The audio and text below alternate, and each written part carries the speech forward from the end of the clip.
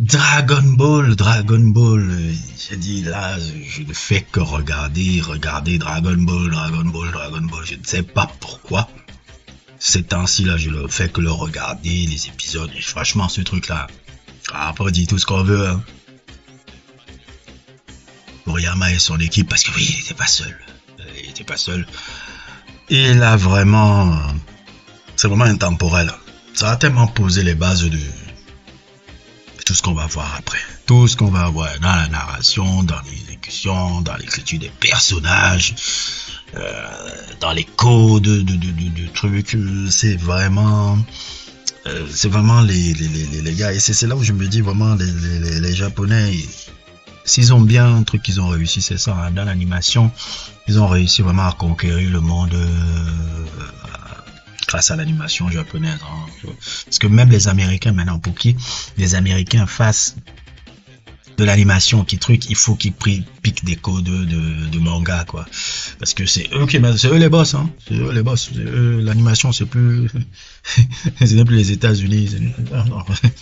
Regardez les scores des films comme Jujutsu Kaisen ou Chainsaw Man, tous ces trucs là que je connais même pas, j'ai jamais regardé. Le box office, vous comprenez bien que les gars sont des génies, quoi. Que les gars, ce sont eux qui trucs. Et Dragon Ball est un peu l'exemple type de ça.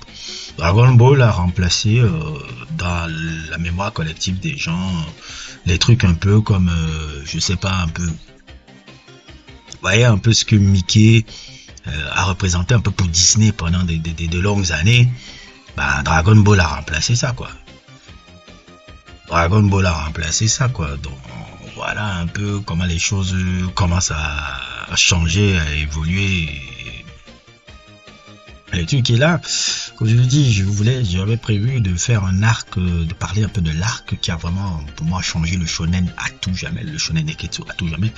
L'arc des Saiyans, l'arc des Saiyajin, des Saiyans et des Freezer. Parce que quand il faut repartir un peu à l'essence de Dragon Ball, ça me dérange un peu que je risque de refaire ce sujet-là avec mon ami Charles Connu, qui est un meilleur connaisseur de Dragon Ball que moi, je dois l'avouer, parce que vous voyez comment je passe souvent en profondeur de Dragon Ball, mais lui c'est vraiment le fan de Dragon Ball par excellence et tout. Dragon Ball à la base, c'est juste à la base avant le truc, c'est quelque chose où c'est vraiment d'abord un truc comique, plus ou moins, c'est-à-dire un peu plus ou moins comique, un peu avec, c'est-à-dire dans Dragon Ball à la base, avant, dans la période enfant et début de Z et autres et tout, avant le début de Goku, l'histoire reste centrée sur des aventures humoristiques, des tournois d'arts martiaux, des quêtes humaines surnaturelles, des antagonistes puissants mais terriens. C'est-à-dire Pai Pai, Piccolo, Damao, Tenchi, Han. C'est-à-dire l'univers reste limité à la Terre avec des enjeux à la taille humaine et toujours dans plus ou moins un humour. C'est vrai qu'on peut dire que à un moment donné, il y a eu quand même des morts, la mort de Krillin un peu dans l'arc de Piccolo Damao. Et plus ou moins, on a eu affaire à un truc qui reste linéaire comme ça. C'est-à-dire que l'arc des Dragon Ball était quelque chose qui était vraiment terrestre et tout. Et pour l'arc des Saiyans, c'est quelque chose qui a commencé à changer, à marquer la rupture complètement de cette saga. Déjà, Toriyama devait arrêter cette saga depuis très longtemps. C'était même encore mon ami Charles qui m'en parlait ça déjà à l'époque. Il disait Toriyama aurait dû arrêter déjà dès le si je me souviens bien, dès le premier tournoi avec Jackie Chun, c'est là où il voulait arrêter même déjà Dragon Ball. Mais avec le succès, le truc, il a poussé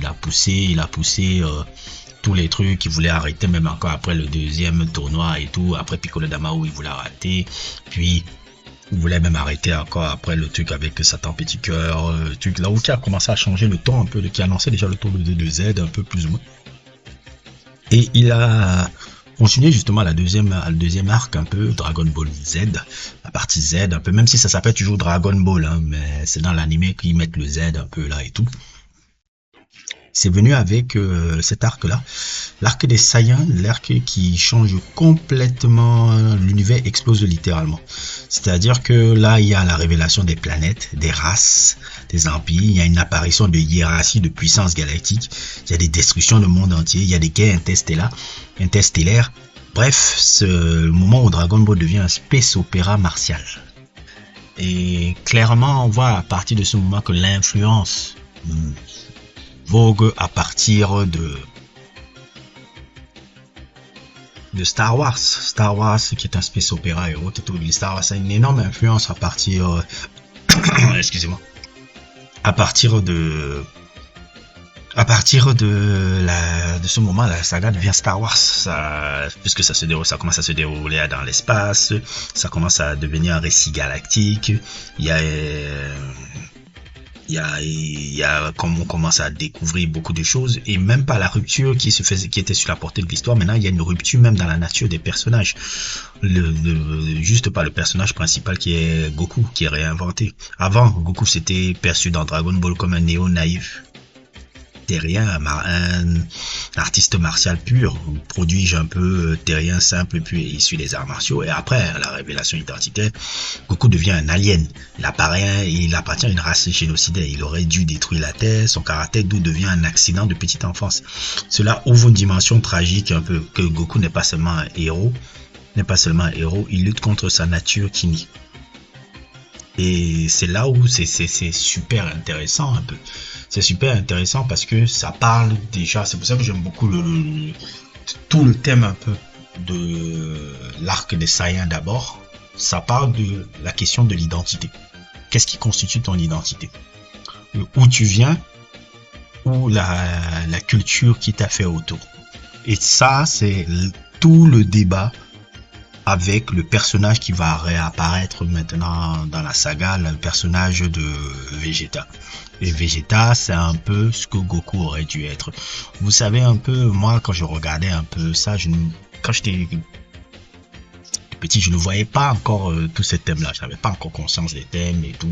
Je savais pas encore. Ça a commencé en écrivant plus ou moins un peu des petites histoires, des trucs autres, que je me suis rendu compte maintenant des thèmes qui sont développés, des trucs comme ça. Surtout même le livre là, ça c'est un livre, hein, pour ceux qui veulent apprendre les scénarios, écoutez, regardez beaucoup le livre de Joseph Campbell là.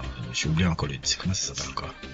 L'homme aux mille visages, ouais, de Joseph Campbell. Et allez regarder ce livre là, c'est un livre qui apprend beaucoup vraiment sur l'écriture des scénarios, etc. Et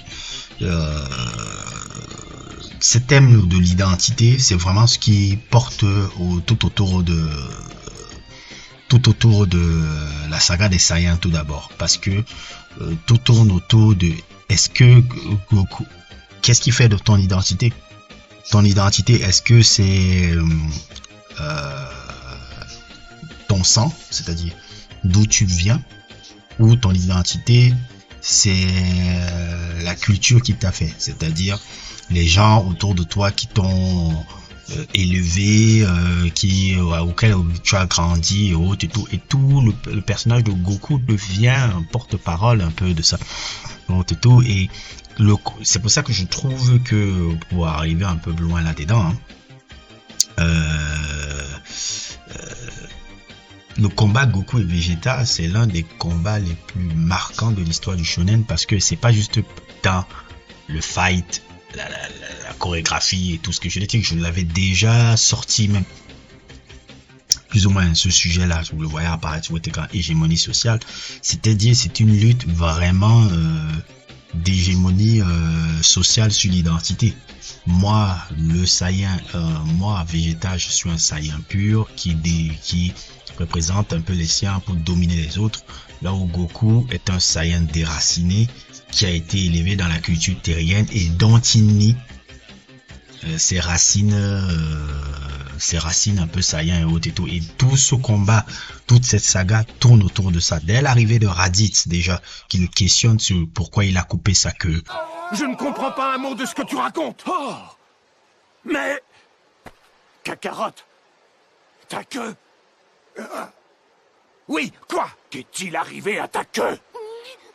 Ah, ça fait longtemps que je m'en suis débarrassé, et alors? Oh, malheureux, comment cela est-il possible? Tu te rends compte de ce que tu as fait? Mais je comprends tout. Voilà pourquoi tu es devenu si proche des habitants de cette planète. Ça suffit. Écoute bien ce que je vais te dire. Que je vienne d'une autre planète ou que tu sois vraiment mon grand frère, ça m'est complètement égal. Ceux qui font ces choses horribles que tu as décrites n'ont aucun rapport avec moi.